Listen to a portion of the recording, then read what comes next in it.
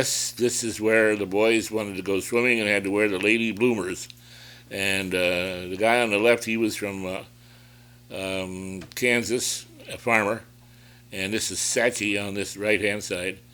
And so they put on their pink bloomers and went swimming down at the little river in Prestige. So we got their picture, and I was thinking seriously of sending it to their hometown newspapers on April the 1st and letting it run in the paper, but I decided maybe I hadn't better do that. This is one of the parking areas and also a maintenance area. After the war was over, even down in southern France, once in a while we did get some kind of maintenance stuff to help keep the tanks rolling. And they didn't have a whole lot of miles on them. These were started out basically in January and were pretty well done and turned in within about 5 to 6 months. So they didn't have a lot of mileage, but they still needed a certain amount of work on them, and this is how they did it, okay? In this particular picture, the one in the middle there, with a pole just right behind him, is Jim Kirkley. And he's got his weapon with him, and next to him on the left side of the picture is Carlos Lucero, and then Napoleon Chavez, the two Hispanic guys that we had in our outfit. And Carlos was a whale of a soldier, got Soldier of the Month many times, was an excellent one. Napoleon, however, got in trouble with a little too much alcohol once in a while, and instead of using the radio only for internal kind of communications, he turned that baby on and sang a song or two. And he was pretty good, too, but they made him dig a garbage pit every time he did that. So it didn't bother him, though, because when he wanted to, he sang. Yeah, on the left is the gunner of our tank, and next to him is the driver. And then these other fellows are from another tank. I don't know exactly which one, but anyway, you can see Carlos has his little handkerchief on there. Good-looking dude. Yeah, this is a young fellow that was Jewish ancestry. And since we were in Germany and things were very difficult for the Jewish folks, we named him Murphy. So everybody referred to him as Murphy. Lieutenant Murphy, whatever it was. And he did very well. He was never a lieutenant, but he did very well. All right, as you can see, this is in a town that was one of the towns we ran through. After the war was over, there was still some fighting going on in some of the areas. And so with the 1st Cavalry and some groups from the 2nd Ranger Battalion and a couple of tanks, we'd run through some of the surrounding towns, Pilsen, and make sure that everybody who was working on the German side was out of there and it was back in Czech's hands. Yeah, that's me on the left and my gunner on the right, and just another picture, okay? This is Pilsen, Czechoslovakia. This crowd gathering and getting ready. You can see the little place on the right there with the printing on it. It was getting ready to welcome back the president of Czechoslovakia, who had fled to England during the war and didn't come back until Czechoslovakia was back supposedly in his hands. But as we know, after we moved out, the Russians moved out. Within a relatively short time, the Russians came back in and took over. And it was that way for a while until they finally pulled out.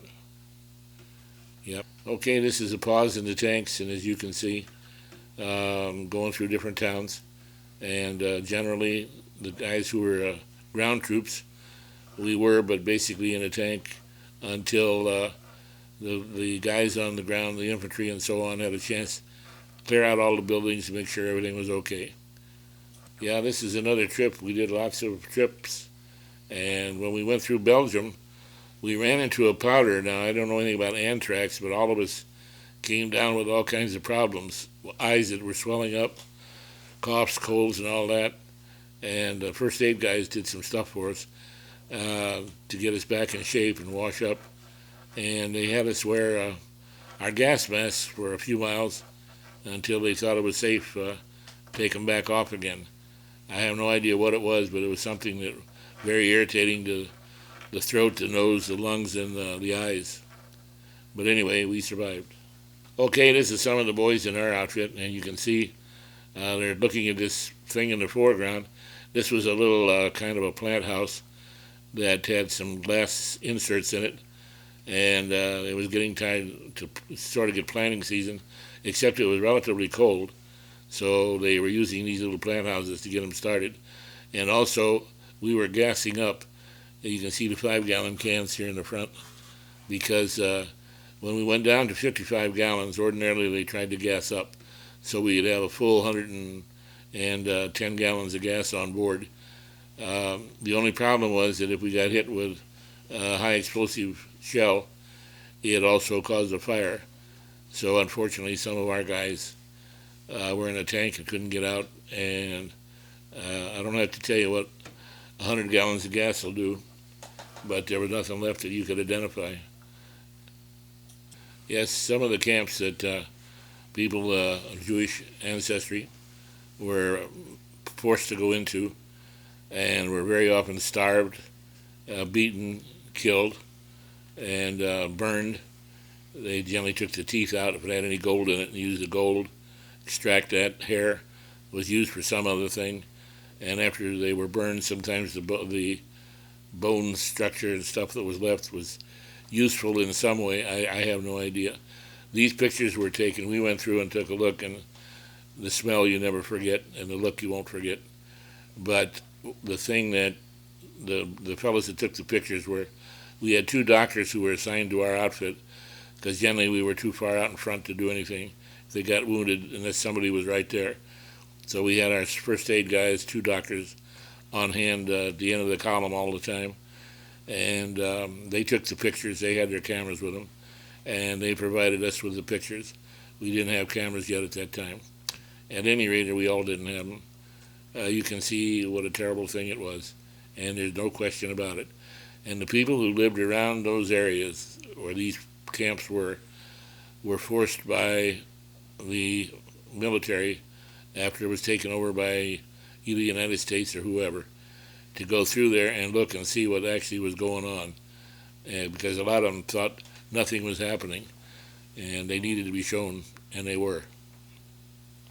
Yeah, some of these bodies, after they were put to death, were put into fire ovens, like when you're going to incinerate a body. And but first, as I say, they went through their mouth, made sure that any gold was there they would take out, and any hair that they could use, they'd take that. Anything else, and then the bodies were burned, and even the ashes were used for some of the products they made later on. And unfortunately, it was a terrible thing to see for anybody. Are those Christmas wreaths on the window? Yeah, they look like it. They sure do. I think they were. Yeah, these bodies were left to rack up like cordwood, and then transferred out. Some of these bodies were loaded up by the Americans, and they were interned not too far away. And one of these camps is still in operation as far as what it looked like back during those days. No bodies, mind you, but the surroundings and so on. And some of the guards tried to get into some of the work camps and indicate that they were part of the work group. They wanted to go back to their own place. But some of the people who were forced to work there and didn't want to work there gave them away, and they were very often beat up and killed. I think they killed about 150 before the war was over. And that was it. That's SS troops they killed. SS troops, yeah. They ran the camps. Okay, these ovens are used, of course, to burn bodies. And as you can see, they used a great many of them, and ordinarily the prisoners were the ones that had to do it, even though they didn't want to do it. The only way they could end up not ending there right away was to do what they were told to do. And if they didn't, they got a lot of pain and suffering. But you can see how busy they were by taking a look. Smoke all over the place and so on. Yeah, not a good spot. Yeah, this is a close-up of one of the ovens, and you can see a body that's in there and what's left of it.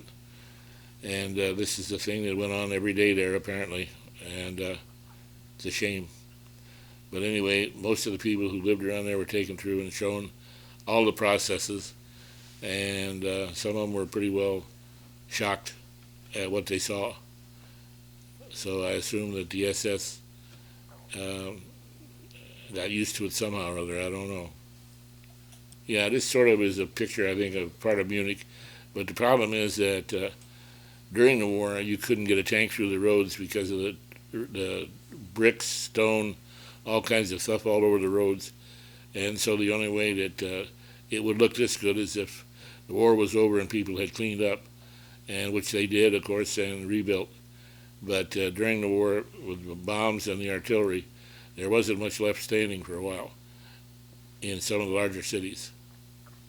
Yeah, this is part of the celebration to welcome the president of Czechoslovakia home. And during this time, we also had a chance to pass in review for General Patton, who saw our Lieutenant Colonel O'Brien and put his arms around him and said, "I saw your father, and I told him you were doing great and your troops were doing great, and he should be proud of you." And he said, "I'm proud of you."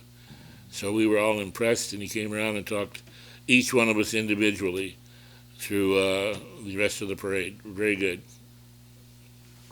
Yeah, this is pictures that we took at the formation of a celebration when the president of Czechoslovakia was returning, Edward Bernays, I believe his name was.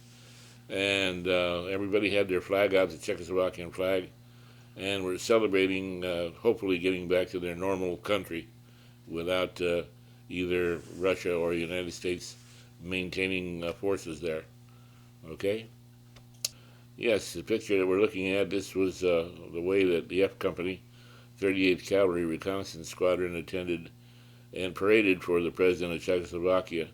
They had a band, army band there, and they had some ranger groups, and we had some of our infantry groups, and also there were the Czechoslovakian soldiers who had joined the English during the war.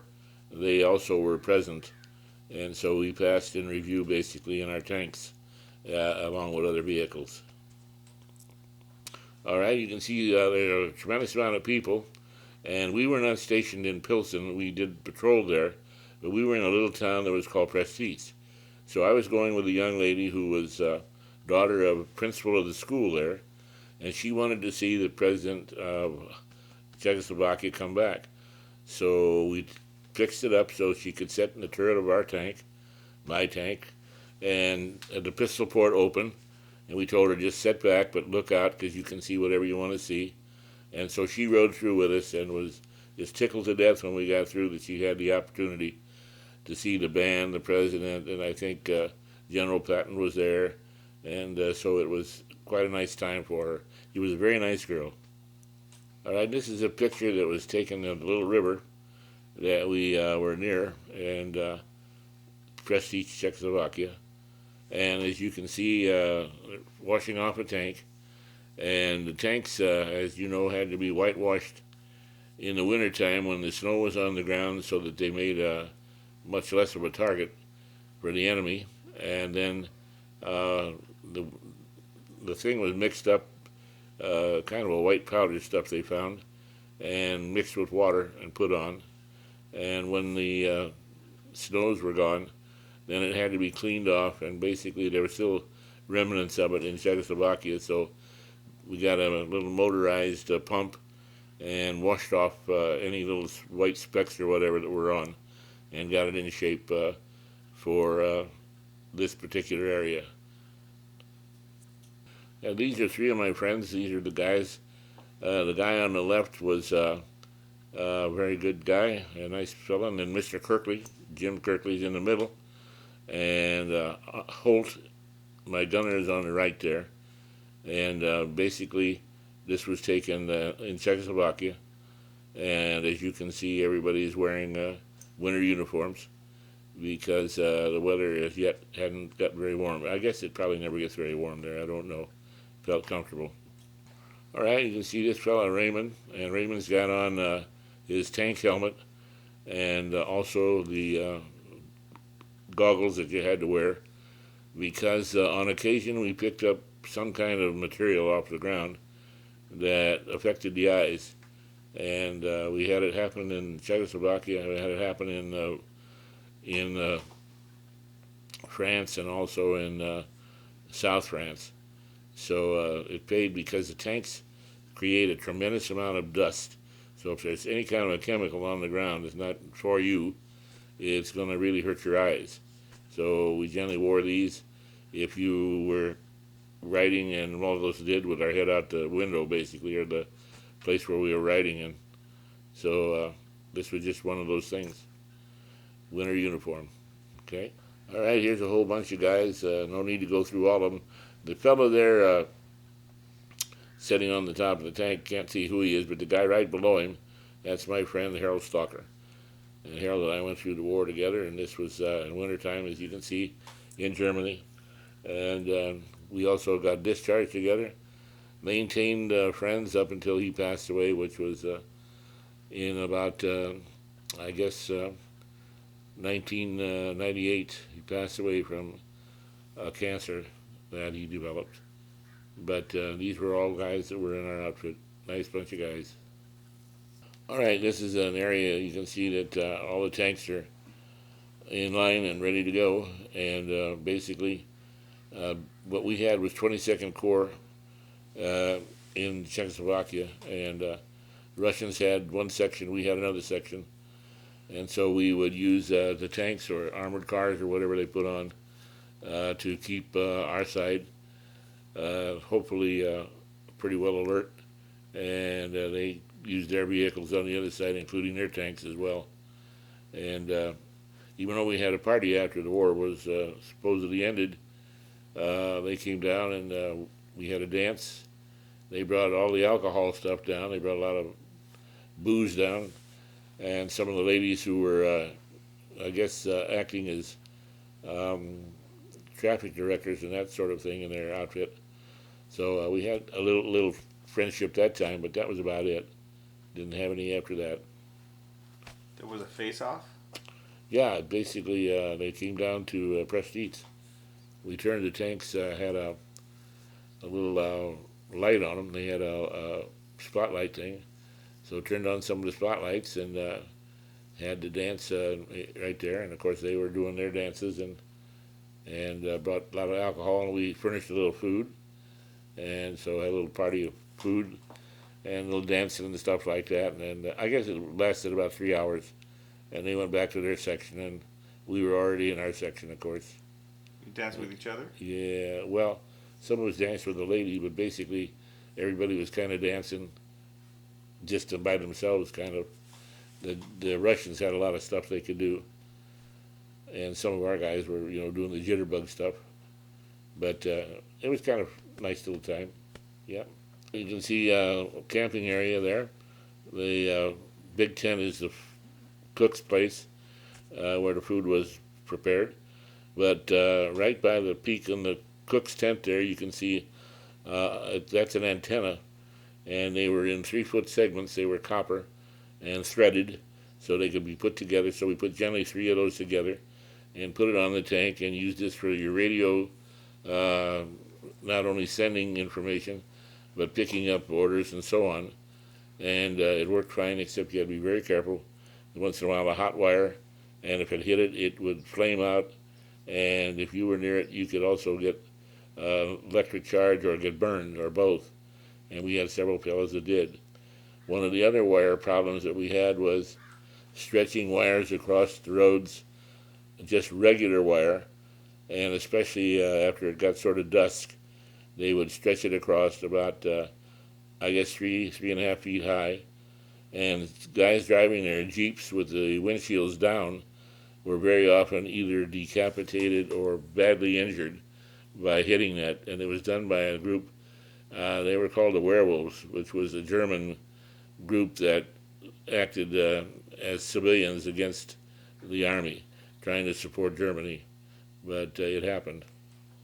This is Virgil Holt and myself. I'm on the right, Virgil's on the left in the picture. And Virgil was my gunner, and a really good one.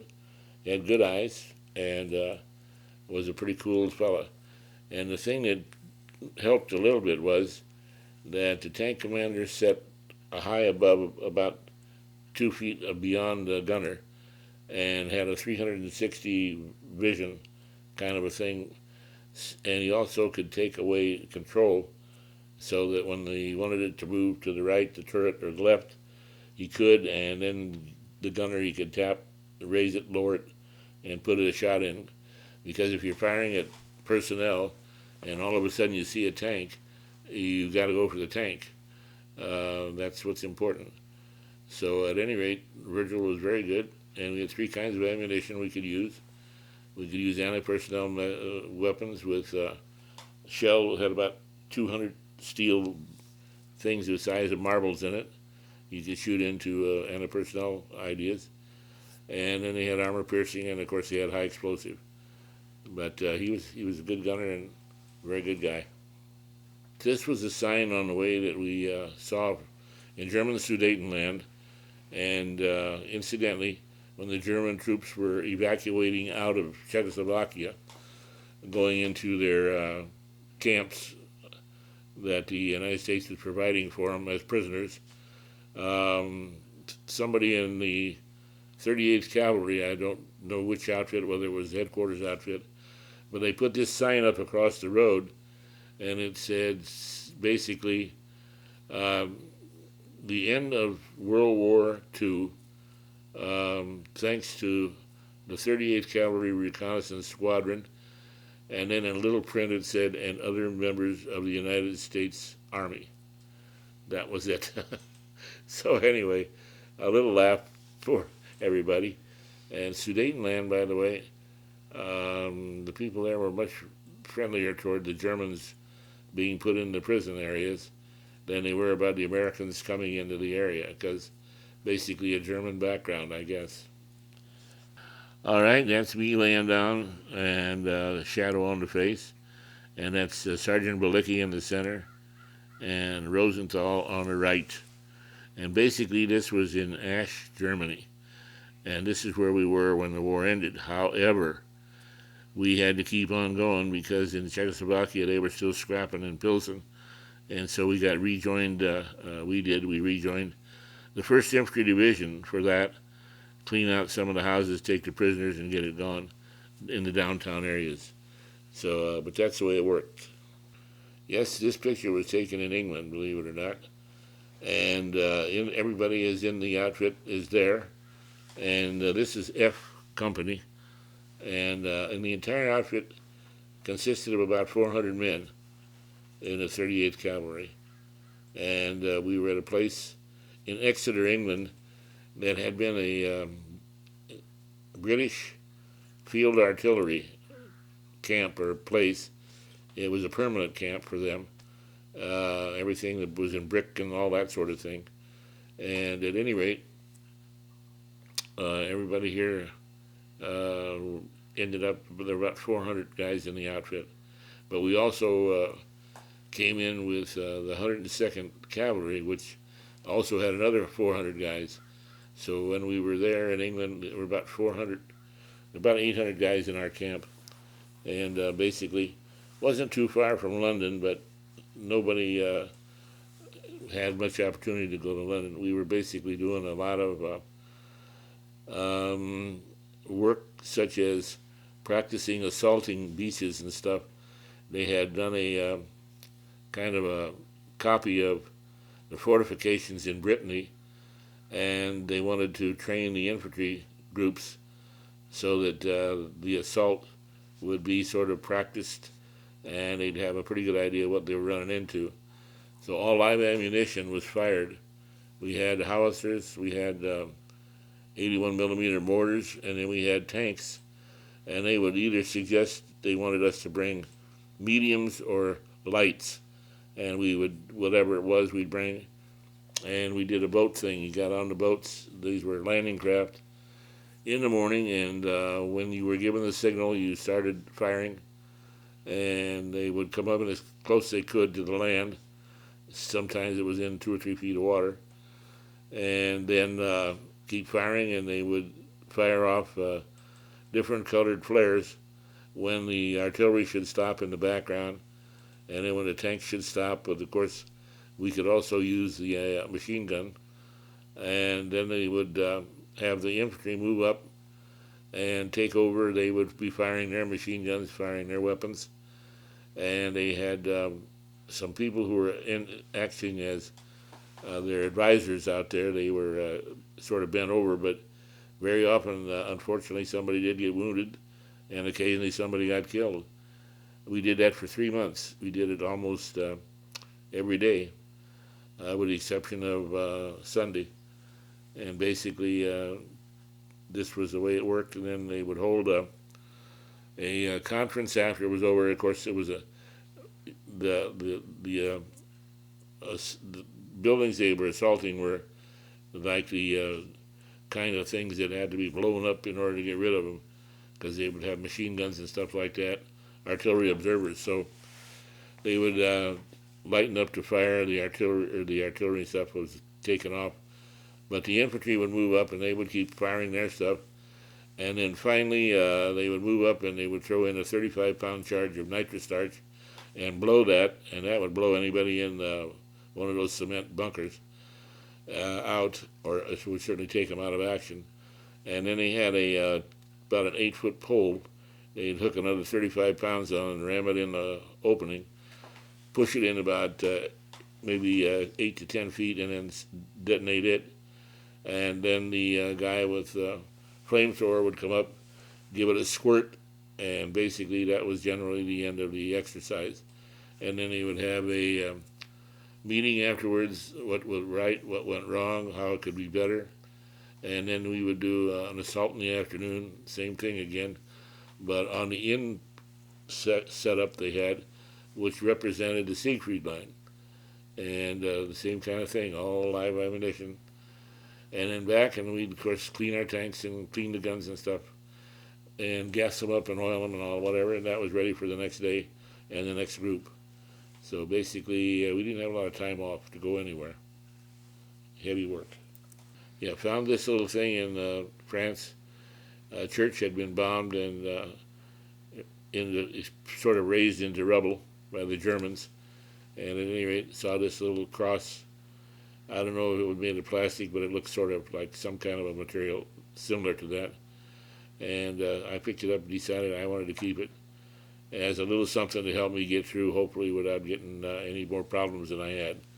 And I think it helped. I was glad to get it and bring it home. Absolutely.